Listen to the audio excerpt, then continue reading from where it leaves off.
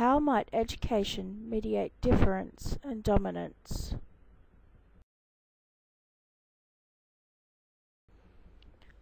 Part 1. The Event. Racial Dispute in Logan, 2013.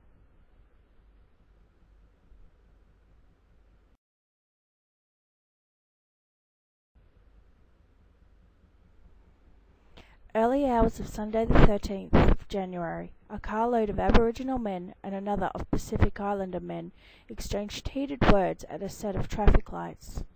Confrontations follow at a local supermarket, and again at Douglas Street, Woodridge, where a car of the Palaus, a Pacific Islander family, was damaged. A group of Islander men retaliate, smashing in windows of the cars and house of the Briggses, an Aboriginal family. Monday the 14th of January, tensions flare when youths clash, ripping fence palings off of fences to use as makeshift weapons. That night, police managed to broker an uneasy truce between the groups. Tuesday the 15th of January, members of the families Palau and Briggses are involved in brief standoffs. An Aboriginal man and a Pacific Islander man were arrested for obstructing police. Wednesday the 16th of January, the Briggses family moved today to escape the violence after peace talks. Of this matter will only ever be known by those involved, and depending on whose versions of the event you hear will depend on the issues surrounding it. But, for the purpose of this assessment, I will be drawing on two particular sections of information from two articles written by the media on this issue. First is from the Brisbane Times website, January 18th. Bloods and crisps inspiring some Southside youths. Top cop concedes. Although a truce was brokered between two feuding families in Woodridge on Tuesday night, the elders and community leaders on both sides fear the trouble will not end.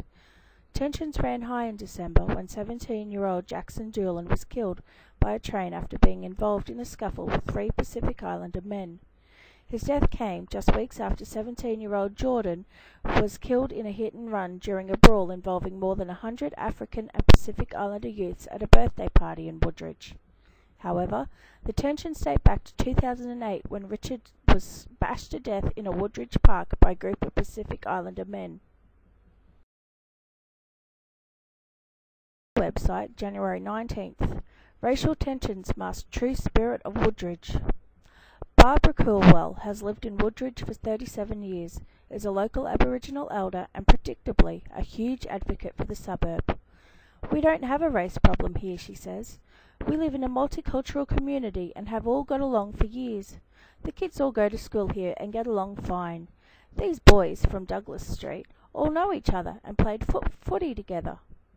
But it's clear from conversations with some of the Aboriginal community there's a simmering resentment over the waves of migrants from the Pacific, New Zealand and more recently Africa landing in Woodridge. Too many cultures being lumped together and without consultation with Aborigines. Tim Briggs, whose family ultimately moved out of the area to end the conflict in Douglas Street, says, "They bring people onto our land but never even speak to us as the custodians of the land to welcome them into our community." Is about difference between two communities, Aboriginal and Pacific Islander. The Aboriginal community being the traditional custodians of the land, and the Pacific Islander community being the opposite, people who have migrated to the area. Is clearly shown in the writings of the Courier Mail. Too many cultures being lumped together and without consultation with Aborigines. And again when Tim Briggs says, "They bring people onto our land, but never even speak to us, the custodians of the land, to welcome them into our community." Part 2. The Event as Curriculum. Target age group, pre-prep to grade 3. What ideas do I have for how I will teach about differences from this event? Show the class a picture of Aboriginal and Pacific Islander person. In a group discussion, talk about what difference is. Get the class to discuss what makes these two people different. Get the class to discuss what makes these two people the same. This is a photo of Indigenous community leader Paul Butterworth shakes the hand of Samoan Wesleyan Methodist Church pastor Mo Finotti. The photo was taken by Melissa and used by the Brisbane Times website January 16th, handshake and jokes as Logan feud ends. Culture and identity document castles as believing. In a complex modern society, most people have multiple identities which they choose in certain contexts. This type of identification has little to do with ethnicity and does not undermine national identity. I would like the class to understand that although there is difference, there are also similarities. Depending on a person's location, situation, this will dictate who or what they identify themselves as. For example, in the issue that I am teaching about, the subjects would identify themselves as citizens of Woodridge. When identifying where they were born or what their heritage is, they do so as either Aboriginal or Pacific Islander. This added information does not change the fact that they are all Woodridge citizens, though. Understanding and being able to see that we can identify with each other in the same manner, even when there are times when we identify as different, I hope to open the children's minds and help them to become accepting of others during the times when they are different. We need to explain to the children the concepts of space and place. Austin, 2005, we move through space, but we stop in and interact with places. Space is the area around us.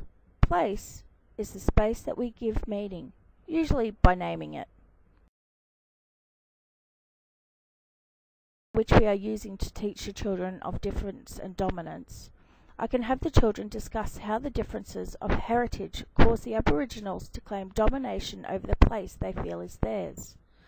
For the younger ages, we can help them to understand this further by likening the scenario to one in which they can relate. For example, having to share a classroom with an after-school care class of an afternoon. Feeling hammered, as documented by the following passage written in the textbook Culture and Identity. Education as democracy. Education that gives students access to social understandings developed as they actually participate in a pluralistic community, talking together, making decisions, and coming to understand multiple views. As a formative educator, I will enable the children to understand the issues of dominance and difference to see how the event at Woodridge came to be.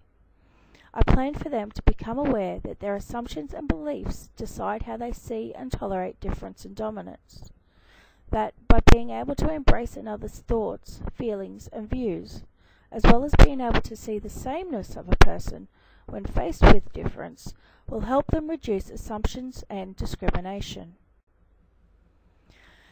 As the children I educate are the adults of the future, their thoughts and beliefs will be passed on to others, their parents, friends, children, the community. So by encouraging them to become conscious of difference and to tolerate it rather than dominate it, we will ideally reduce discrimination within the classroom and ultimately the greater community. This is the end of my presentation. Thank you for taking the time to view it.